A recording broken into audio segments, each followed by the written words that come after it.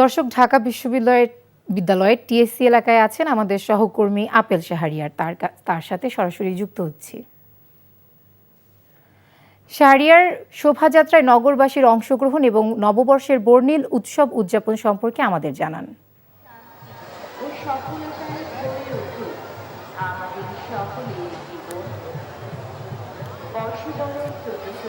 বৈশাখী শোভাযাত্রায় প্রাণবন্ত হয়ে উঠেছে নানা শ্রেণী পেশার মানুষের উপস্থিতিতে।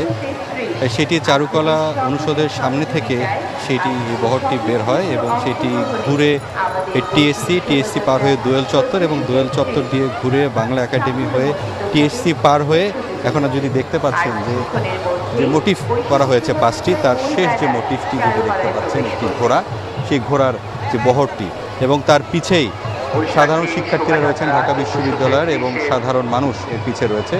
অর্থাৎ এই বর্ণিল যে আয়োজন, যারা এখানে এসেছেন সবার মাঝে এক ধরনের উচ্ছ্বাস আমি দেখতে পেয়েছি। বাঙালির নিজস্ব যে একটি কালচার, নিজস্ব যে উৎসব, সেটি তারা এখানে উপস্থিত হতে পেরে তারা খুশি। এবং একই সঙ্গে এখানে যারা এসেছেন শুধু যে বাঙালিরাই রয়েছেন তা নয়, বিদেশিরাও কিন্তু এই উৎসবে যুক্ত হয়েছেন। এবং এখানে সংস্কৃতি মন্ত্রী নিতাই রায়চৌধুরী তিনিও এখানে উপস্থিত রয়েছেন। এবং যারা এখানে এই অনুষ্ঠানে অর্থাৎ যে উৎসবে যুক্ত হয়েছেন তাদের কণ্ঠে একটাই বার্তা ছিল যে বিভেদ ভুলে আমরা সামনের দিকে এগিয়ে যাব এবং যে গণতান্ত্রিক ধারা যেটি শুরু হয়েছে সেটি যাতে বজায় থাকে এবং সাধারণ মানুষের মাঝে যে একটু ঐক্যবদ্ধ থাকে এবং সেইটাই কিন্তু বারবার বলা হচ্ছে। এবং একই সঙ্গে আমি এখানে দেখেছি যে নতুন প্রজন্মকে আসলে বাঙালির যে কৃষ্টি কালচার এবং যে সংস্কৃতি যে রয়েছে, সেই সংস্কৃতি যাতে নতুন প্রজন্মের কাছে যাতে শেখানো যায় সেটি দেখানোর জন্য কিন্তু অনেক ছোট শিশুদের, বাচ্চাদেরকেও কিন্তু এই যে উৎসব, সেই উৎসবে নিয়ে এসেছে। আমার এই সহকর্মী আরেকজন রয়েছেন সেলিম মালিক, তিনিও এই উৎসবের সংবাদ সংগ্রহ করছেন। আমরা এখন তার কাছে চলে যাচ্ছি। আপনার মাধ্যমে এনটিভি দর্শকদের নববর্ষের শুভেচ্ছা জানাচ্ছি। এই মুহূর্তে আমরা দেখতে পাচ্ছি যে চারুকলার চত্বরের ঠিক সামনে এসে যে বৈশাখের শোভাযাত্রাটি শুরু হয়েছিল সেটি শেষ হওয়ার পথে বলা যেতে পারে। কারণ সবগুলো মোটিভ আমরা দেখতে পাচ্ছি যে ঠিক চারুকলার চত্বরের সামনে চলে এসছে। আমার সামনে কিন্তু একটি পাখা, একটি হাতির মোটিভ আমরা দেখতে পাচ্ছি। ঠিক এর পেছনেই কিন্তু একটি রাজার মোটিভ রয়েছে, যে হাতে তলোয়ার এবং ডাল তলোয়ার হাতে নিয়ে রাজার মোটিভটা সামনে আসছে। এবং এর আগে আমাদের কবুতর এবং একতারা এবং মোরগের মোটিভ রয়েছে। সাধারণ মানুষ কিন্তু বলা যেতে পারে যে খুব উৎসাহ নিয়ে এই বৈশাখী শোভাযাত্রায় অংশ নিয়েছে। এবং শোভাযাত্রার আমার ঠিক পেছনের দিকে, মোটিভের ঠিক পেছনের দিকে আমরা দেখতে পাচ্ছি যে সাধারণ মানুষ যারা এই শোভাযাত্রায় অংশ নিয়েছে তারা গানের সাথে সাথে, ঢোলের সাথে সাথে কিন্তু নৃত্য করছে এবং হাতে তাদের বাঘের প্লেকার্ড রয়েছে।